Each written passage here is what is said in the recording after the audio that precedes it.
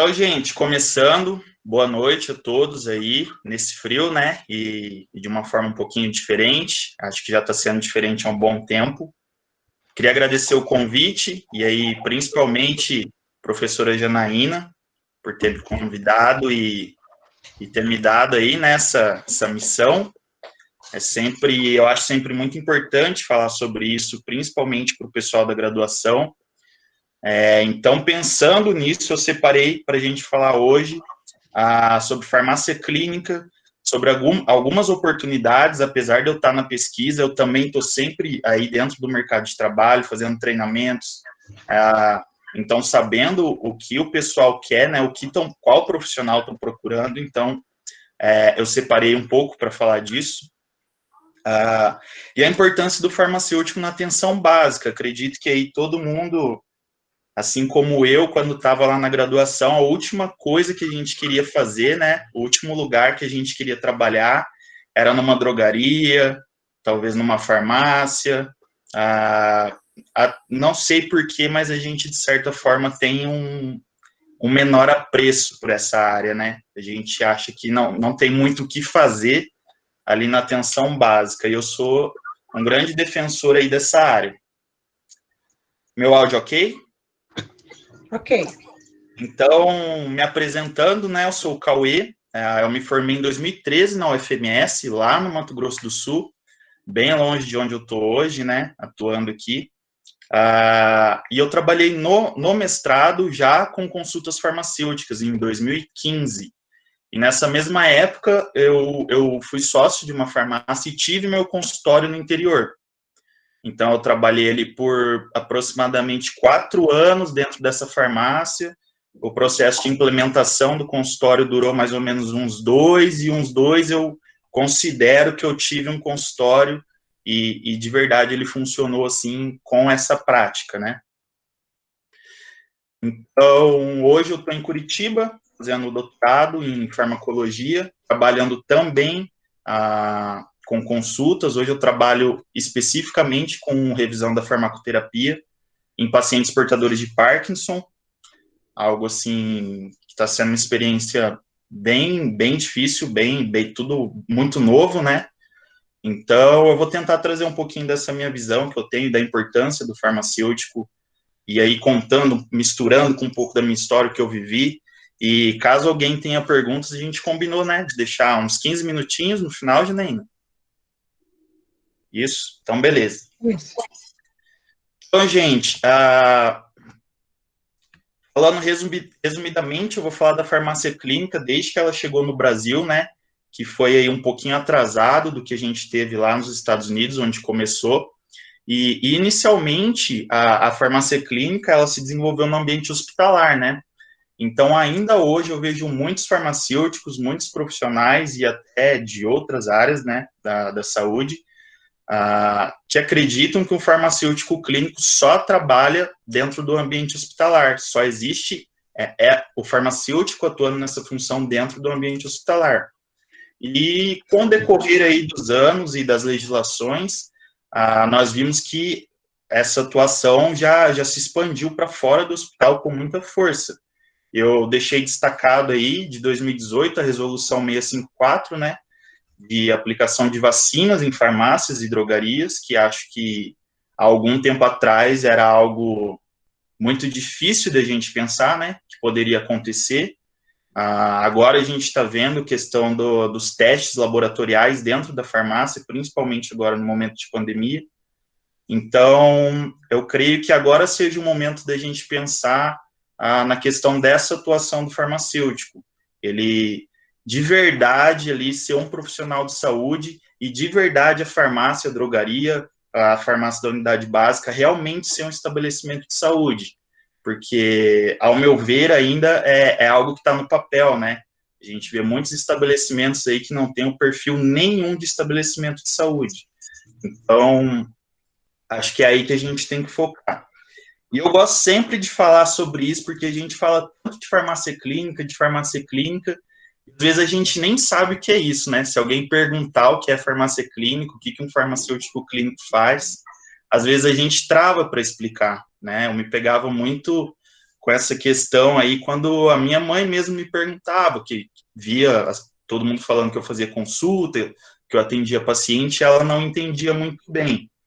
Então, para a gente resumir o conceito, o contexto de farmácia clínica, eu uso 3 palavrinhas que estão lá no conceito-chave, no conceito maior dele, que é o uso racional de medicamentos, a promoção de saúde e bem-estar e a prevenção de doenças.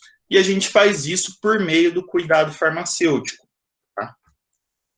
E onde que um farmacêutico clínico hoje pode atuar, né?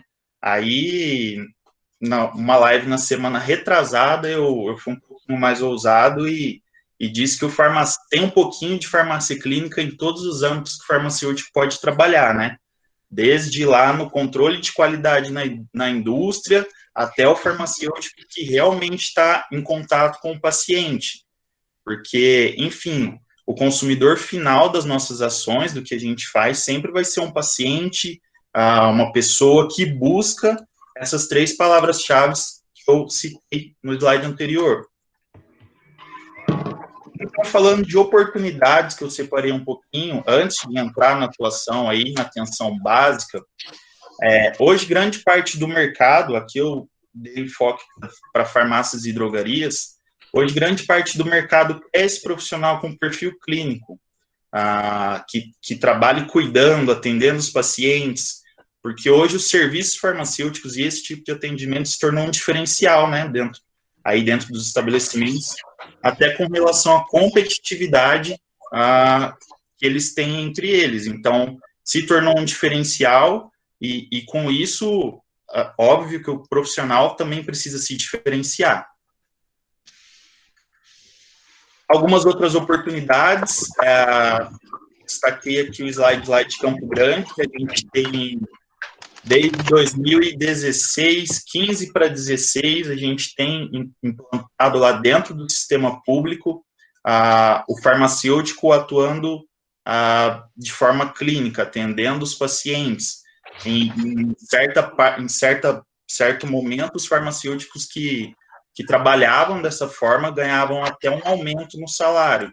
Então, isso daí aconteceu lá no comecinho do meu mestrado, quando a gente estava fazendo alguns atendimentos a parte piloto da minha pesquisa, e ano passado, se não me engano, houve um treinamento para 40, 50 farmacêuticos que iam começar esses atendimentos dentro das unidades básicas de saúde.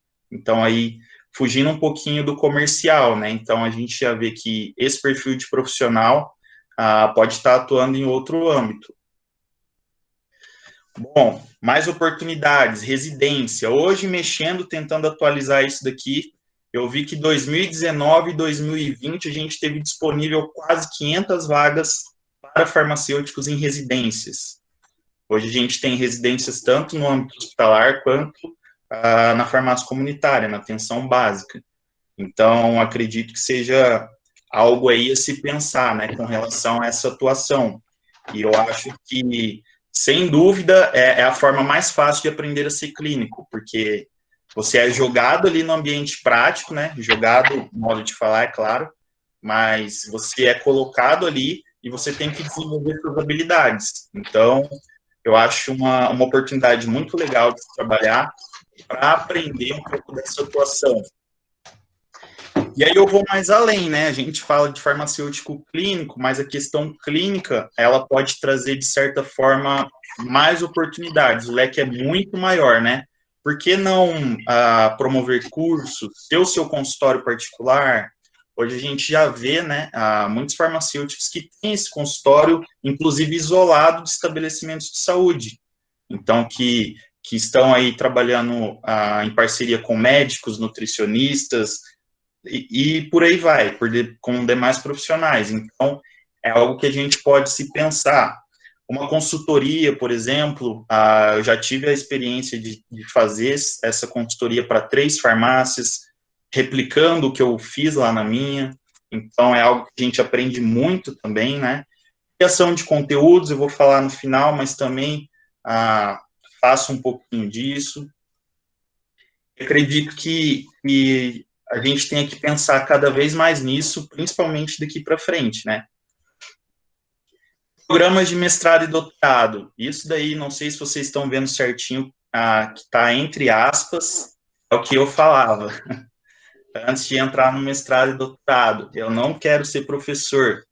E eu acabei descobrindo que não necessariamente é isso que um mestrado, um doutorado te traz como conhecimento, né? Eu tive aí, tô tendo ainda projetos práticos em que eu trabalho atendendo os pacientes, trabalhando em conjunto com outros profissionais de saúde, e para mim não parece pesquisa, então é um trabalho que no final eu coleto dados. Então, eu queria trazer para vocês um pouquinho de quebrar isso, né, de que a pesquisa, o mestrado e o doutorado vai servir para você só virar um professor, vai muito mais além disso. Então, na minha atuação, eu sempre tento casar isso, né, a prática clínica com a pesquisa, e tem dado muito certo até hoje. Lembra que o conhecimento é um bem valioso, né, você pode fazer, talvez não gostar, talvez dizer que eu estou bem errado, né, no que eu estou falando aqui, mas com certeza você vai aprender bastante coisa, né. Então, resumindo aí, a população precisa desse profissional. Eu vou mostrar alguns dados para vocês e acredito que vocês vão concordar comigo. As empresas querem esse profissional porque hoje o que eu vejo, principalmente quando eu vou fazer treinamentos nas empresas, eles têm a estrutura montada, querem fazer o negócio funcionar e não encontram o profissional que mostra a cara, vai lá e realmente faz acontecer. Então, a gente precisa pensar daqui para frente qual vai ser a nossa postura e qual profissional a gente quer ser, né?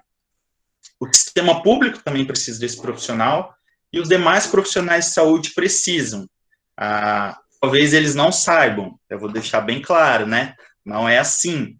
Também é algo relativamente novo, então eu sempre falo que tudo vai depender da forma como você mostra o que você pode fazer e a forma como você se coloca à disposição ali para ajudar os demais profissionais. É novo, a gente tem que entender isso. Ninguém vai abraçar um farmacêutico maluco que quer ir lá, revolucionar, fazer tudo, sem saber o que ele pode fazer e até onde ele pode ir. Então, a gente tem muita calma ainda nessa atuação.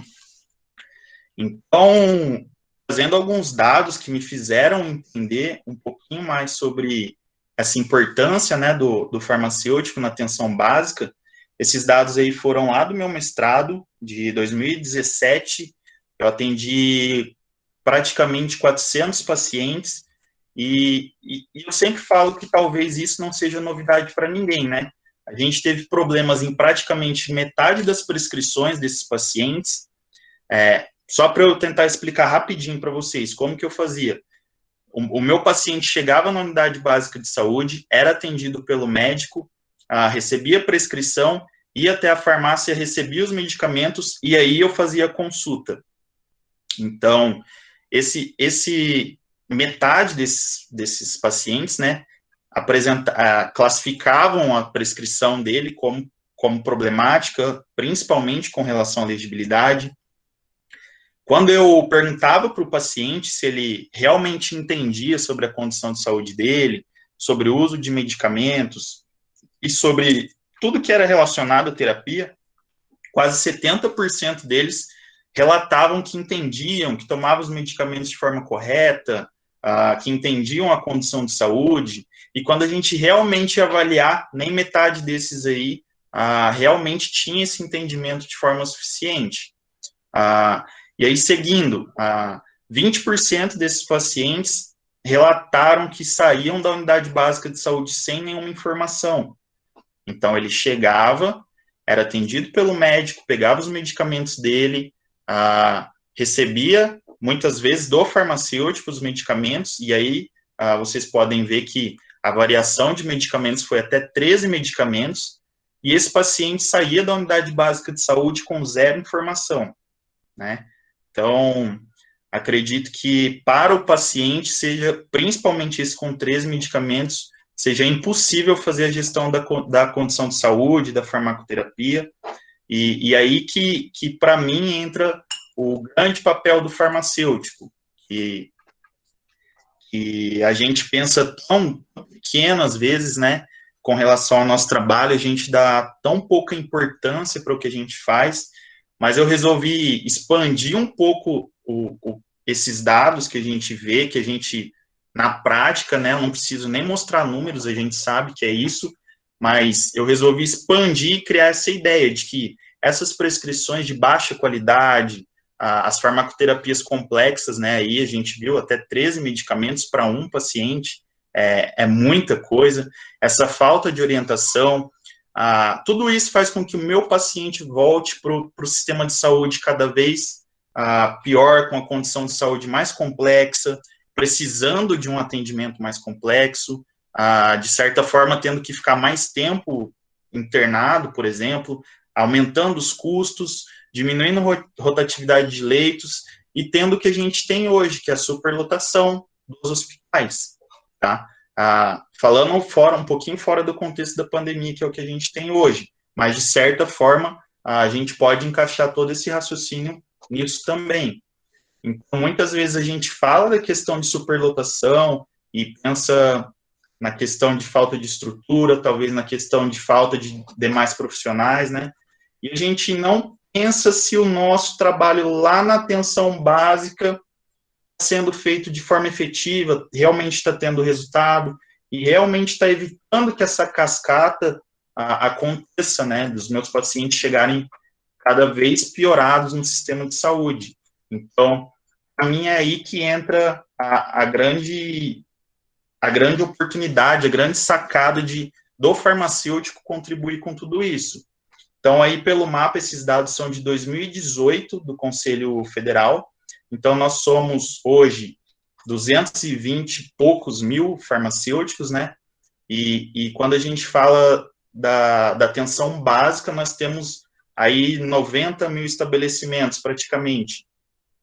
Então, eu sempre brinco que o farmacêutico é o único profissional que você consegue chegar lá no estabelecimento e, de verdade, ter acesso direto com ele, numa farmácia, numa drogaria, na farmácia da unidade básica de saúde, que sempre, né, é de frente com a porta de entrada da unidade. Então, e muitas vezes esse farmacêutico está lá louco para fazer alguma coisa que realmente tem impacto na saúde, né? Parar um pouquinho de mexer com papel, com compra, com logística, e de verdade ali atender um paciente, conseguir colocar em prática tudo isso que essas professoras aí, né, colocam na cabeça de vocês durante a graduação. E às vezes a gente, dependendo da nossa atuação, a gente sempre fala, mas eu não uso isso para nada. Não sei porque eu sofri tanto para aprender, e eu sempre falo que quando você atua como clínico, você acaba juntando esse quebra-cabeça, essas pecinhas todas, e você vê que realmente vale a pena estudar o tanto que a gente estuda. E aí, já voltando a falar da questão das oportunidades, hoje, mexendo aqui, lendo algumas coisas, algumas bobeiras, eu vi que no Brasil a gente tem, eu até anotei aqui, nós temos 637 cursos de farmácia. E eu fiz uma conta um pouquinho besta, assim, colocando 50 farmacêuticos formados aí, em cada instituição por ano, né? Acho que eu joguei bem baixo, mas a gente tem aí praticamente 32 mil farmacêuticos formados por ano.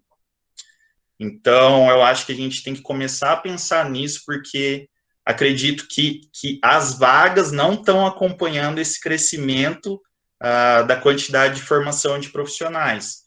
Então, por isso que eu sempre falo que é muito importante a gente tentar ser diferente, a gente buscar novos caminhos, ser criativo, e para mim não vejo um âmbito mais requisitado no momento do que um farmacêutico com essa pegada clínica, com essa atuação de cuidado ao paciente. Então, só para a gente refletir um pouquinho sobre essa questão. Então, hoje, o que a gente tem para fazer como farmacêutico clínico, tá? Óbvio que é de forma resumida e talvez até um pouco teórica, né? Porque eu sempre brinco que treino é treino e jogo é jogo. O que a gente fala aqui e às vezes lê no papel, nos documentos, não condiz muito com o que acontece na prática. Então, por isso que eu citei lá que a residência talvez seja uma das formas mais fiéis de se aprender e se entender o que é um farmacêutico clínico, ou uma atuação prática, por exemplo, numa pesquisa. Nós temos a educação em saúde, o rastreamento em saúde. A educação em saúde é papel de todo profissional, né? Está relacionado ali com você ajudar o seu paciente a ter a autogestão da sua saúde, da sua condição, da sua doença, da sua terapia. O rastreamento em saúde, eu sempre falo muito de rastreamento, porque eu acredito que, devido a essa capilaridade que nós temos aí dos estabelecimentos e dos profissionais atuando, esse serviço de rastreamento seja muito importante.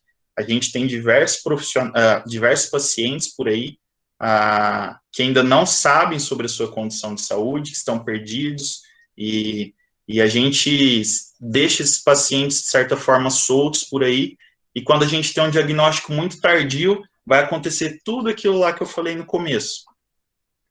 Manejo de problemas de saúde autolimitados, que é aí um nome estranho para nada mais, nada menos o que a gente atende praticamente todo dia, atuando na atenção básica, né, que são aquelas condições agudas, que não requerem um tempo de tratamento, que a gente trata, por exemplo, com uma prescrição para sintomática, tá? Uma prescrição de, óbvio, medicamentos sem tarjas, mas para uma condição aguda, tá? A dispensação, se vocês perceberem aí nesse espiral, em nível de complexidade, e eu sempre pergunto aí, quem está trabalhando, quem faz dispensação, né? Muitas vezes a gente fala que faz e, na verdade, a gente só entrega. Então, a dispensação, ela é muito mais do que isso. Ela consiste na entrega, na prestação de informações. Ao meu ver, quando a gente vai subindo o nível de atividade, né, o nível de serviço, a gente precisa dos serviços menos complexos para realmente entregar algo que tenha resultado positivo para o meu paciente. Então, a dispensação, a gente tem que entender que é muito mais do que uma simples entrega do medicamento. Acho que todo mundo está cansado de ouvir isso, mas talvez na prática a gente ainda não conseguiu mudar essa cultura. Então, mais coisas para a gente pensar em como a gente está atuando. E aí, serviços relacionados à farmacoterapia, conciliação medicamentosa, monitorização terapêutica, revisão da farmacoterapia, que é o que eu tenho trabalhado hoje, e a gestão da condição de saúde, que, como eu falei, vai precisar usar todos os serviços menos complexos para cuidar de uma condição específica do paciente, uma hipertensão, por exemplo. Para isso, eu vou precisar fazer educação em saúde com o meu paciente, rastrear demais doenças, porque ele apresenta um fator de risco, né, para demais doenças cardiovasculares, por exemplo. Eu vou ter que trabalhar bem na dispensação do medicamento e fazer esse paciente entender qual é a importância do tratamento dele, qual a importância do cuidado com a saúde e qual a importância do farmacêutico ali junto com ele também, né? Então, depois que eu falei tudo isso, eu sempre deixo essa reflexão. Será que prestar serviços é fazer farmácia clínica? Se alguém puder abrir o microfone aí e responder, enquanto eu tomo o chá.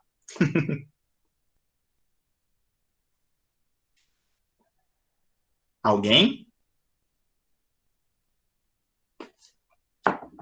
Será que prestar esse serviço, tudo isso que eu falei, é ser um farmacêutico clínico? É fazer farmácia clínica? Não? Eu acho que sim e não.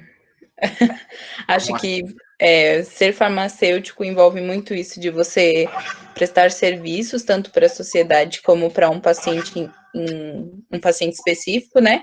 E acho que ser farmacêutico clínico também tem muito disso, né? Porque você vai ter o contato direto com o paciente e você consegue, de uma certa forma, prestar esse serviço diretamente a ele e ele saber que você está fazendo aquilo. Porque acho que quando você não é o clínico, você presta o serviço, mas muitas vezes as pessoas não sabem que você está por trás daquilo. Então, acho que, para mim, eu penso dessa forma. Exato. Eu também penso assim, eu vou tentar fugir do seu exemplo, foi muito bom, eu vou tentar complementar. Vai depender muito de como você presta esse serviço, né? Eu falei, por exemplo, de um serviço de rastreamento. Vou dar um exemplo besta, que acho que é o que acontece na maioria das farmácias, um teste de glicemia, por exemplo, que tem ali um valor alterado. Se eu sou um farmacêutico que vou lá, faço o teste, faço o rastreamento e entrego o resultado para o meu paciente, por exemplo, ó, dona Maria, tá 150, tá alto, e mando dona Maria para casa. Eu tô, de certa forma, fazendo um serviço de rastreamento, mas eu não estou prestando cuidado. Então, não basta ter a prática do serviço, ter isso que você falou, Laura, da proximidade, né, do paciente, e não aproveitar essa oportunidade para realmente intervir e fazer o que um profissional de saúde deve fazer. Então, essa questão de prestar serviços e fazer farmácia clínica acho que algo que dá pano para manga aí para conversar há muito tempo. Vai depender muito da postura do farmacêutico que está ali desenvolvendo a atividade. Mas é importante, acho que dá para perceber que sim, né? Aquela cascatinha lá que eu mostrei é algo que toda vez que eu olho para ela, eu falo, cara, isso não muda, a gente não consegue mudar.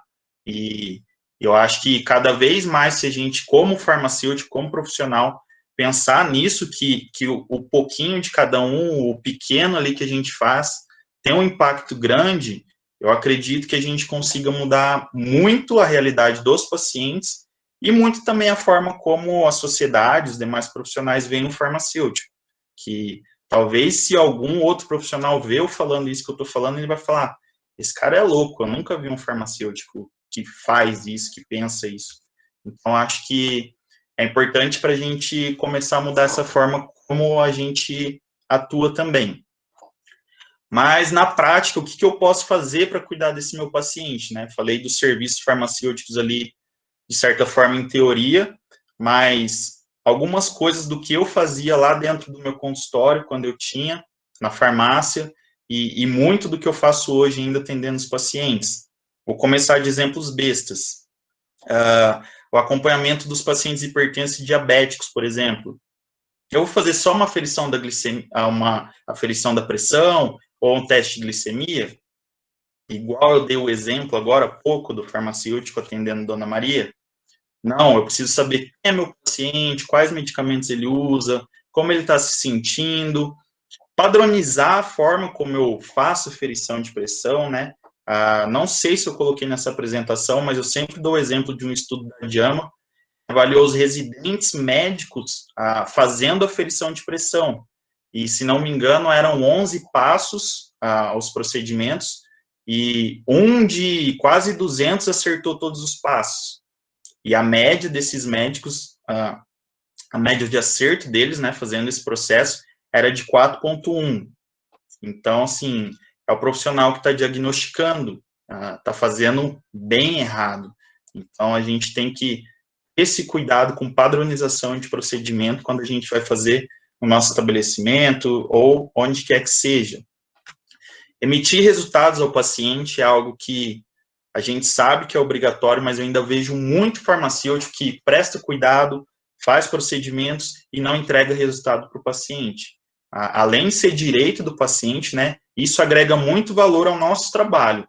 Eu brinco que o paciente adora papel, então tudo que a gente faz que é bem legal a gente colocar no papel e entregar para ele. Então, eu brincava que era a forma de fazer a divulgação do serviço, porque para o paciente em si, quando você se apresenta como farmacêutico, eu costumo fazer isso no final do atendimento, às vezes, para ver a cara do paciente. Quando a gente se apresenta como farmacêutico, ele sai de dentro do consultório assim, nossa, olha, o doutor faz isso, o doutor faz aquilo, e começa a te mandar paciente, começa a te mandar dúvida. Então, apesar de ficar pesado para a gente, né, isso na atuação é algo, assim, bem legal, né? A gente percebe uma valorização por parte da população, que, ao meu ver, é o mais importante, né? Assim, de forma muito natural e muito legal para a gente. Então, por que que eu falo sempre da importância do rastreamento, principalmente, tá? Tem muitos farmacêuticos que brigam comigo, às vezes, que eu falo muito disso e falo pouco de farmacoterapia, por exemplo. Mas, para ilustrar para vocês, eu trouxe aí dados de hipertensão, de 2016. Então, no Brasil, a gente tem praticamente 62% dos pacientes hipertensos que sabem que tem hipertensão. Então, olha aí, eu já tenho 40% dos pacientes que têm hipertensão, mas não sabem.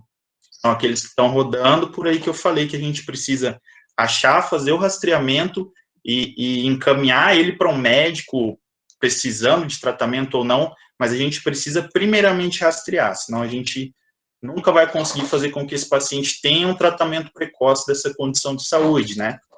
E aí, desses pacientes que têm conhecimento, nem 50% deles fazem o tratamento da condição de saúde, fazem o uso dos medicamentos como deveria, ou o tratamento não farmacológico como deveriam, e só 20% deles têm o controle da condição de saúde.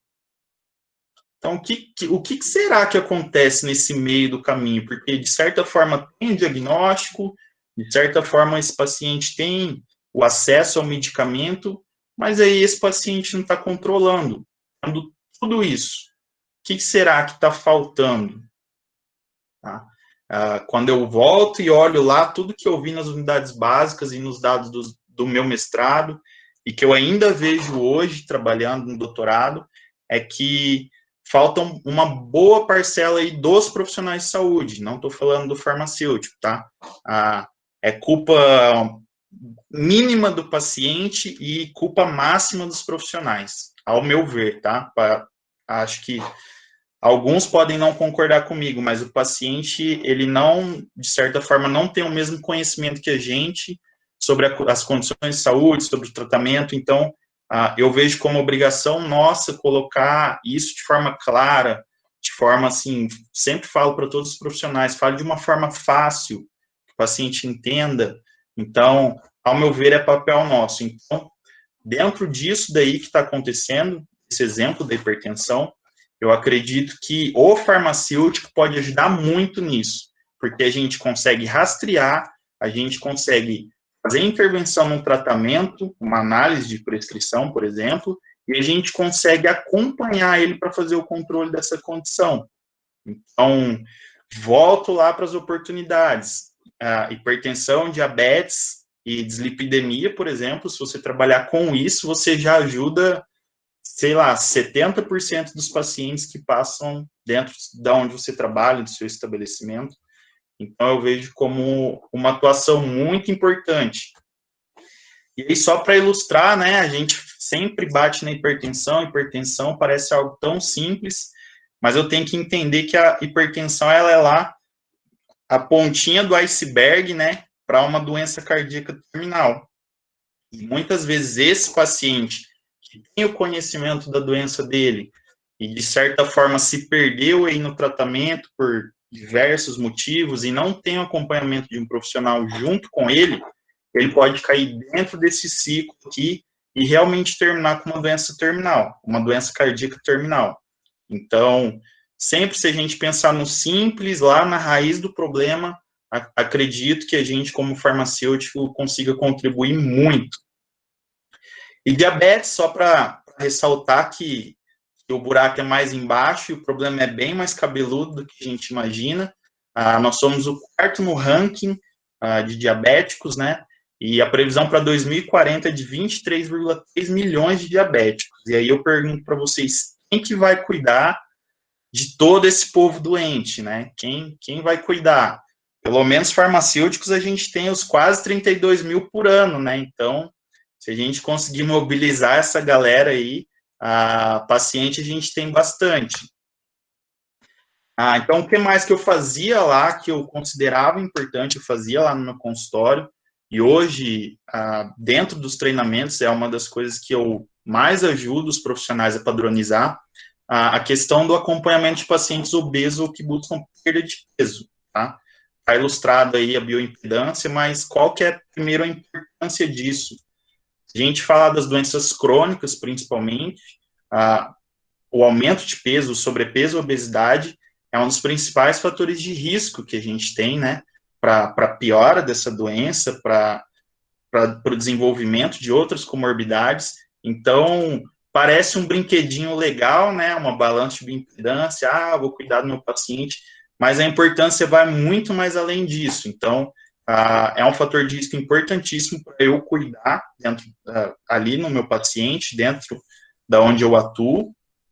E para quem não conhece a balança de bioimpedância, né, além dela, óbvio, eu posso trabalhar só com a fita, fazendo IMC, circunferência abdominal, relações, cintura quadril, cintura estatura, e aí a gente tem diversas ferramentas, mas a balança de bioimpedância, ao meu ver, é algo que traz uma experiência legal, assim, para o paciente, ele fica curioso, você pode explorar bem ali o que você fez, os resultados, e trazer um cuidado bacana para ele. Ela traz o peso, IMC, gordura corporal, metabolismo basal, idade corporal e a gordura visceral, que, ao meu ver, é aí o resultado mais importante dela, né?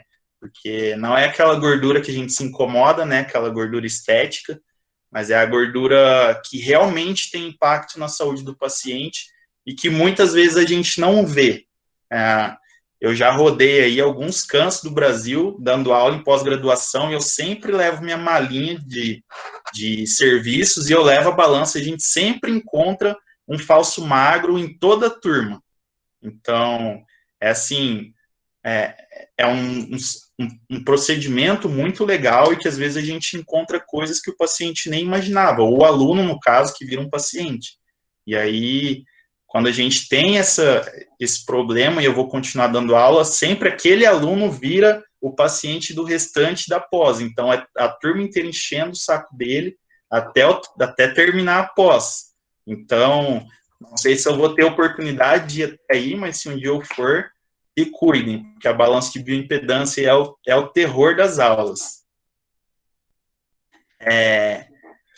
Mais novidades trazendo, né? Não sei se é tão novidade assim. Eu já trabalhava com teste remoto desde o meu consultório, há 2 anos atrás. Na época eu importei o CardioCheck, que fazia perfil lipídico. Hoje a gente já tem aparelhos mais modernos, né? Trouxe aí ilustrando para vocês o HiLab, que é um aparelho pequenininho que faz multitestes. Então, hoje ele está disponível dentro da farmácia, é uma das ferramentas, inclusive, sendo utilizada para fazer os testes do novo coronavírus, em inúmeros lugares, eu estou sabendo, porque eu estou trabalhando com alguns conteúdos técnicos para eles, então, e eu sempre achei muito legal isso. As empresas que eu dei treinamento trabalham com ele, e o farmacêutico ainda não sabe muito bem como explorar esse aparelho, esse serviço de rastreamento dessa forma, né? Então, trouxe para vocês, quem quiser dar uma olhadinha, pesquisar, depois ver vídeo, são testes feitos com sangue de ponta de dedo de forma remota. Então, o laboratório da HiLab aqui em Curitiba, a indústria, a fábrica. Então, você lá no seu estabelecimento, no seu consultório, na sua casa, faz a leitura, coloca na cápsula para ler, o aparelho faz a leitura, manda via internet para o laboratório, eles devolvem com um laudo assinado. Então, facilita pra caramba. E eu não sei se vocês conseguem ver aí a lista de testes, mas a gente tem beta-HCG, TSH, PSA, fiquei sabendo que eles estão trabalhando no hemograma. Então, eu falo brincando há alguns anos que os laboratórios, de certa forma, vão acabar. Eu sei que tem muita gente que fica muito brava quando eu falo isso, mas eu acredito que isso está cada vez mais próximo de acontecer, porque os aparelhos estão cada vez menores, os estabelecimentos estão oferecendo cada vez mais diversidade de serviço, né, porque é muito mais cômodo para um paciente ir num lugar só e fazer tudo ali. Então, eu acredito que esse aparelho aí seja uma grande oportunidade do farmacêutico realmente ter o que ele precisa ali para trabalhar. Eu, quando tinha o CardioCheck, eu trabalhava numa cidade de 7 mil habitantes, eu fazia 20 a 30 perfis lipídicos nos primeiros meses lá, quando era novidade para todo mundo. Então, o laboratório da cidade demorava 2 dias para entregar o resultado e eu conseguia entregar em 90 segundos, dentro da minha farmácia. Então, foi algo assim que, foi ali que eu tive o clique e falei, cara, tá funcionando de verdade isso daqui. E que fique claro, né, é diferente um teste laboratorial remoto do que é feito no laboratório, tá? São amostras de sangue diferentes, metodologias diferentes, mas o teste rápido, o teste remoto serve muito bem para a gente fazer o rastreamento de diversas condições de saúde. E a vacinação em farmácia, que, como eu falei, há alguns anos era algo inimaginável, né? Então, eu brinco que algum tempo atrás a gente via farmácia vendendo carvão, sorvete, até hoje, né? Coca-Cola e bolo, e do nada a gente tem uma sala de vacina do lado do bolo, da coca, do carvão. Então, eu acredito que está sendo um processo, assim, gradual, realmente está se tornando um estabelecimento de saúde, mas muito disso vai depender do farmacêutico que está ali dentro trabalhando. E aí, trouxe para vocês também algumas ferramentas facilitadoras. Acredito que quem fez estágio aí, ou já acompanhou em alguma farmácia, drogaria, ou viu alguma palestra, já ouviu falar. O Registre é um programa gratuito do Conselho Federal, que ele te ajuda a fazer o registro dos atendimentos e evolução dos pacientes. É básico, mas, assim, dá para a gente começar a fazer algo bem legal por ali. Então, você faz o registro e consegue emitir os registros todo padronizadinho para o seu paciente, com a sua logomarca, com o seu CRF, com o seu nome timbrado, e você assina e realmente entrega o resultado de um procedimento bem bonitinho para o seu paciente. E aí, acho que o que todo mundo já conhece, né? Principalmente as ferramentas de checagem de interação. Eu uso muito hoje o UpToDate ainda, é uma ferramenta paga, mas é incrível, assim, para ter material atualizado, para montar a aula, para ler algo rápido. E aí eu deixo uma dica para vocês, é um pouquinho caro, eu pago como estudante, mas eu divido com mais 2 colegas. Então, ele sai, para estudante, ele sai a 600 e poucos reais a anuidade, e a gente ainda divide em 3. Então, eu acho uma ferramenta bem legal. Para quem não é estudante, acho que custa R$2.000 a anuidade.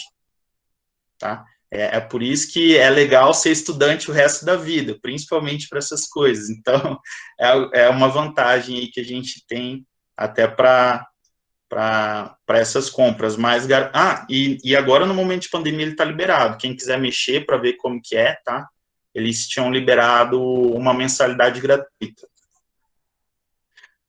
.com, Micromedics, todo mundo já conhece. E acho que eu me estendi um pouco mais, não sei. O tempo é rápido. Eu queria fechar falando para vocês e tentando fazer vocês entenderem o quanto é importante o farmacêutico na atenção básica e de verdade a gente quebrar esse preconceito que a gente tem, porque a gente fala que não quer trabalhar em farmácia, mas no fim 70% acaba indo para a farmácia, não tem jeito. Uma hora ou outra, a grande maioria vai passar por esse estabelecimento e que quando for a vez de vocês, né, que vocês pensem nisso e façam a diferença. No começo pode parecer chato, pode parecer difícil, mas não vai ser fácil em nenhum lugar, né? A gente nunca vai ter a condição ideal para trabalhar do jeito que a gente quer. E eu sempre gosto de deixar essa mensagem no final, que a farmácia clínica não é um status, né? Ela é ação, porque hoje eu vejo diversos farmacêuticos falando sobre farmácia clínica e que, de fato, não tem uma atuação, assim, com uma preocupação em impactar positivamente na saúde dos pacientes e que, na verdade, o objetivo final do nosso trabalho é em prol do paciente, né? É trazer uma melhora na condição de saúde do paciente e da comunidade. Então, era o que eu tinha para falar, rápido. Não sei se alguns já viram, mas eu tenho mais conteúdo liberado, Jana, para fazer o merchan. Tem algum... Pode fazer, eu já comentei em algumas aulas, falei, gente, tem uns conteúdos muito legais desse farmacêutico. Obrigado. Então, até pensando na dificuldade que às vezes a gente tem, né, como aluno, como estudante, em ter acesso a materiais que realmente tragam algo prático, porque às vezes a gente lê coisas e vai fazer aquilo, é totalmente diferente, a gente se frustra. Eu criei a página Descomplicando a Farmácia Clínica, que é para trazer dessa forma simples, né, de forma descomplicada, e da forma como realmente acontece na prática. Lá já tem um pouquinho da minha história, o que eu fiz, eu compartilho muito material do que eu já utilizei, e acho que daqui para frente ela vai ficar cada vez mais recheada de material. Então, muito obrigado de novo, eu já me coloco à disposição, tá? Não só aqui para as perguntas, mas quem tiver dúvidas, quiser materiais, quiser bater um papo, não sei, sobre a profissão, estou aberto e disponível aí para todos vocês, tá? E muito obrigado. Quem tiver alguma pergunta, obrigado. Bonitinho, né? Cauê, eu quero agradecer em nome da instituição aí o seu pronto aí atendimento aí ao nosso convite, através aí da professora Janaína, né, que entrou em contato contigo. Muito obrigada mesmo. Quando a gente estiver de forma remota, se você vier para a região aqui, né, está convidado a conhecer a nossa instituição. Muito obrigado. E eu vou depois pegar o seu e-mail com a professora Janaína e vou te enviar o certificado, tá? Sim, sim. Que a gente faz para os nossos convidados. Tudo bem. Pessoal, vamos abrir aqui alguns minutos, tá, de perguntas. Eu acho que a gente pode estender até umas 20h10, mais ou menos, tá? Então, fica à vontade. Quem tiver perguntas para fazer, é só abrir o microfone e ficar à vontade.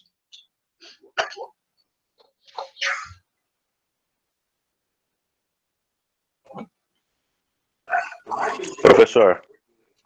Oi.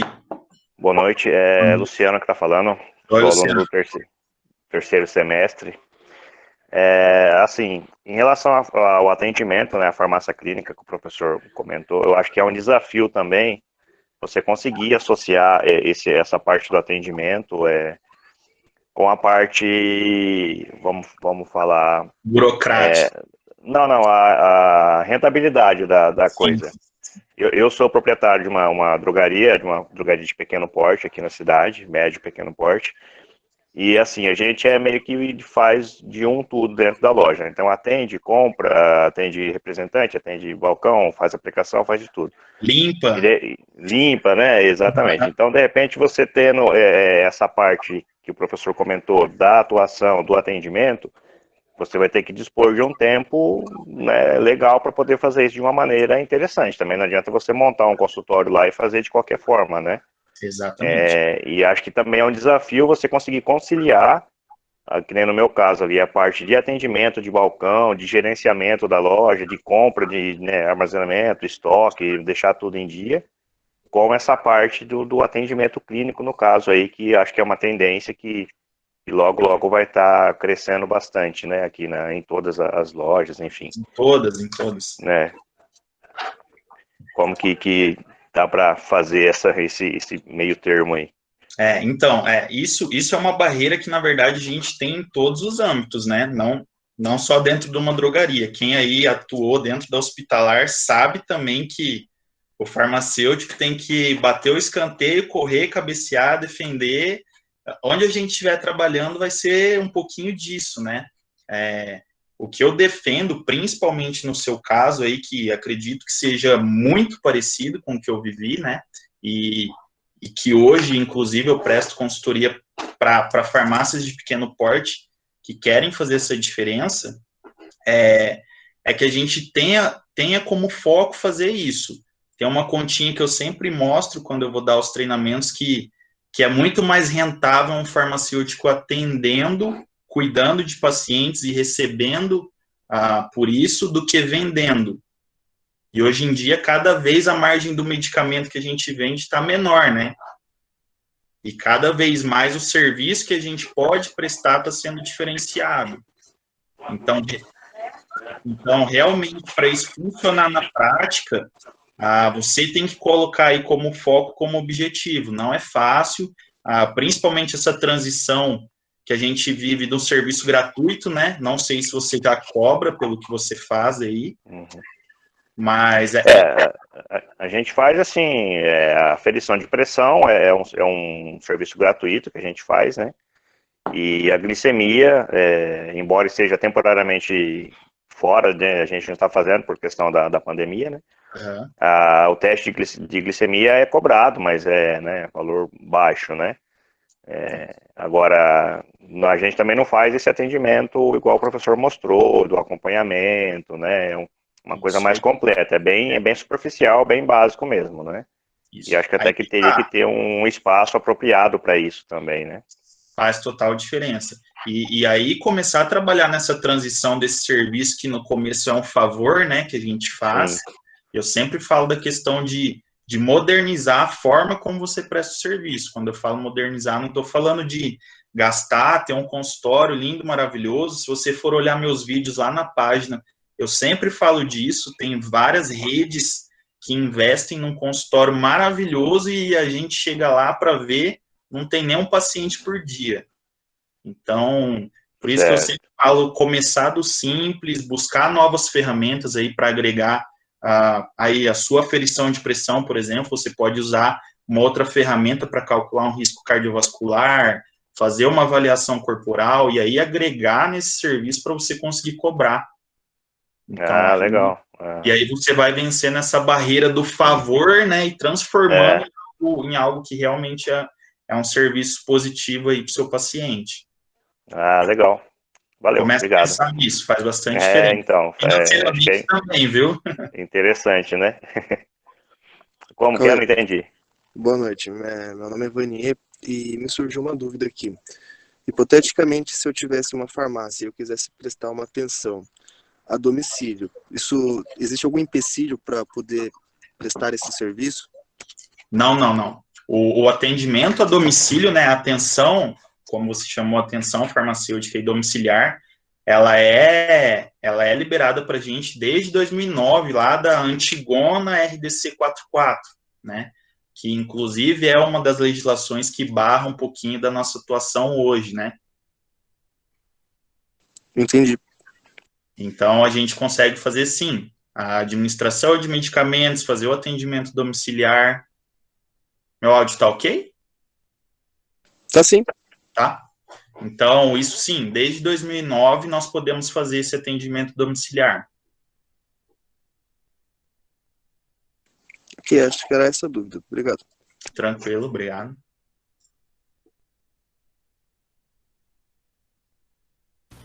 Boa noite, Cauê. Eu sou a Gabriele. Boa noite. Eu tenho uma dúvida sobre o 5º semestre. E a partir do próximo semestre a gente vai poder começar a fazer estágio, né? Então, você tem alguma dica para compartilhar, além de toda essa palestra, do que nós, estagiários, podemos fazer para melhorar essa atenção farmacêutica na farmácia, sendo só estagiário? Então, às vezes é até uma forma de assumir isso para vocês, né? Isso que eu falei, que eu explanei aqui, não é a realidade de todos os estabelecimentos. Então, primeiro, eu acho que escolha bem aí onde você vai fazer, saiba o perfil do seu preceptor, não sei como vocês chamam aí, mas de quem vai te receber nesse estágio, quem vai te acompanhar, e demonstre o interesse sobre isso, né? Porque isso realmente só acontece na prática se o cara que quer fazer vai lá e faz. Não é algo que, assim, você chega, fala que acha legal e fica esperando tudo acontecer. Quem fala isso é teoria, né? Na prática, a gente tem que ir lá e falar, ó, eu quero fazer, eu vou fazer, se você me der apoio, o negócio vai acontecer. Então, eu acho que no fim, essa questão de mostrar a cara e mostrar o que você está disposto a fazer mesmo. E aí adaptar, né, conforme a realidade de onde você vai estar fazendo esse estágio. Tá, muito obrigada. Nada. Cauê. Oi. Primeiro, agradecer, foi uma ótima apresentação, isso acho que esclareceu para todo mundo muitas dúvidas que nós tínhamos, e até mesmo posso dizer por mim mesma que eu só soube que o farmacêutico podia fazer isso depois que eu entrei, porque eu nem imaginava. Nós Sim, mesmos sim. temos uma cabeça de tipo que farmácia é só a drogaria, é isso e aquilo. Então, no fim das contas, é um campo muito amplo, né? E isso, Sim, com e com certeza. certeza, a sua palestra ajudou muito a esclarecer tudo isso. Mas uma coisa que é o que pega muito na minha cabeça quando eu penso em um farmacêutico clínico, que você vai lidar diretamente com os exames laboratoriais, com os problemas de saúde, com a situação do paciente, é a questão do diagnóstico. Tá. Que nós, como farmacêuticos, não podemos dar diagnóstico em hipótese nenhuma, mesmo nós sabendo o que o paciente tem. E aí eu queria, tipo, saber de você, o que você fez no começo, acho que agora para você já é mais tranquilo, mas no começo, o que você fazia para não dar diagnóstico e quais artimanhas, estratégias você usou para que você não sentisse tão, sei lá, não sei se posso usar esse termo, mas de frustrado, digamos assim, de não poder falar aquilo para o paciente. Tá. Tem uma palavrinha mágica que a gente usa para fugir disso. Sugestivo de. Tá? Entendi. Eu usei isso muito, eu uso até hoje. Então, quando eu vou fazer carta de encaminhamento, eu não coloco diagnóstico, jamais, tá, gente? Por favor. Mas sugestivo de. Né? Ah, tá. Enfim, hoje eu trabalho fazendo revisão de farmacoterapia. Quando eu vou evoluir o paciente, eu só coloco dados referentes à farmacoterapia. Tá? Entendi. Tem a neuro que faz o atendimento dela, eu trabalho na farmacoterapia, se a gente precisar, a gente trabalha junto, mas aí hoje, na prática, minha atuação é bem mais segmentada, sim. Mas essa palavrinha aí é o segredinho que a gente sempre usa, o sugestivo de. Entendi. E para o paciente você usa esse termo também, né?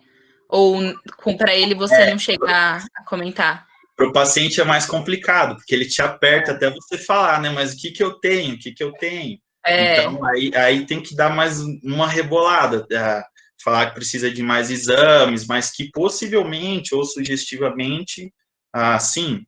Mas, Entendi. Porque também acho que o que eu percebo é que os pacientes, eles escutam aquilo que eles querem, né? Então, tipo, se eles ouvirem você falando que você sugere que é uma infecção de urina, ele já vai chegar no médico. O farmacêutico não sabe. Isso é algo que a gente vai aprendendo com a prática. Tem que tomar muito cuidado com o que você fala ali na frente do paciente. Entendi. Tá. Realmente. Tá bom. Obrigada. Nada.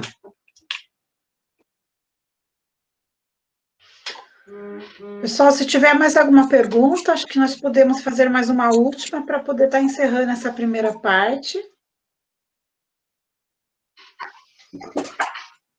Mais alguém gostaria de fazer alguma colocação? Eu quero perguntar, Sim.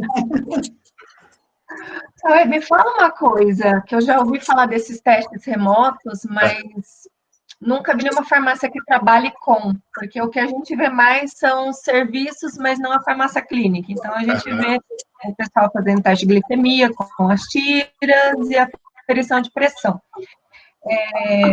No caso de uma farmácia fazer a aquisição destes testes aí remotos, o valor, assim, mais ou menos, que a farmácia que cobra, é caro esse tipo de tecnologia para colocar dentro de uma farmácia? Porque que nem se a gente for a tira de glicemia, é uma coisa muito cara, né? Não é caro, Janaína. Eu vou dar o exemplo do beta-HCG e do perfil lipídico, que acho que hoje são os mais vendidos que a gente tem da HiLab. O beta-HCG sai em média para o paciente de R$35 a R$45. Eu não sei quanto está no laboratório. Mulheres aí vão saber me ajudar mais. Mas eu acredito que... Então, é bem acessível. O perfil lipídico sai a R$45, R$60. Então, está cada vez mais barato isso, né? Então, para o proprietário do estabelecimento, é muito barato para ter o serviço, só que o que está acontecendo é que eles estão contratando esse serviço de testes e não estão conseguindo colocar em prática. Porque como o nosso colega falou, aí é bem difícil fazer essa transição aí, porque a gente é muito acostumado dentro do estabelecimento a venda, e do nada cai um negócio desse na nossa mão e a gente tem que pensar totalmente diferente, né? Mas, enfim, é algo rentável e que, de certa forma, é acessível para o dono do estabelecimento e para o paciente, com certeza. Muito legal. Eu achei fantástico. Muito legal. Assim. E tem outras marcas já, tem alguns aparelhos menores que fazem outros testes, tipo só hemoglobina glicada, que isso é mais barato, só o perfil lipídico, que é o que eu tinha. Mas eu sou apaixonado por esse do HiLab aí, porque a experiência que ele traz para o cliente, para o paciente ali é fantástica, né? E para o farmacêutico também. Legal. E, Cauê, só aproveitando a brecha que a professora abriu perguntando desse aparelho, como que, por exemplo, vai dar uma furadinha no dedo um furo no dedo do paciente, o sangue vai remotamente. Como assim? Eu fiquei um pouco em dúvida. Uma pipetinha. Eu tenho um monte aqui que eu não separei. Ele é coletado com uma pipetinha desse tamanho, parece uma pipetinha Pasteur pequenininha, um capilarzinho. Uhum. Você faz a gota, descarta a primeira, coleta ela e coloca no leitor. E aí ele já faz uma pré-leitura daquela... leitura ali, e o aparelho, ele lê por meio de uma foto, manda para o laboratório, o robô lá do laboratório deles, a inteligência artificial, valida a amostra, ficam vários biomédicos lá e alguns farmacêuticos para laudar isso e mandar de volta, tudo via remoto. E são só laboratórios que são parceiros desses aparelhos, é isso? Isso. Hoje eles estão, eu sei que eles estão em São Paulo com uma campanha para a polícia, testando Covid, né, aí para os policiais no estado de São Paulo, e a maioria drogarias. Entendi. Entendi. Então, aquele slide que eu mostrei as redes, lá no comecinho, são as redes filiadas à Abrafarma, não sei quais tem aí, Araújo, Drogal, Pague Menos, Micei, não vou saber o que tem aí, mas a grande maioria dessas farmácias de redes associadas à Abrafarma fazem esse tipo de teste. Entendi, obrigada. Pessoal, então agora a gente tem que encerrar essa primeira parte, porque senão a gente não consegue, né, finalizar no nosso tempo aí a segunda parte. A professora Tatiana Viana já está presente conosco. Sr. Cauê, mais uma vez, então, muito obrigada. Fique à vontade, se precisar sair, está liberado. Se quiser ficar também para assistir a próxima palestra, também está convidado. Gente, muito obrigado e lembrem-se aí que eu estou à disposição. Quem tiver mais dúvidas pode mandar depois, tá? Fiquem tranquilos aí, podem mandar o que precisarem. Professor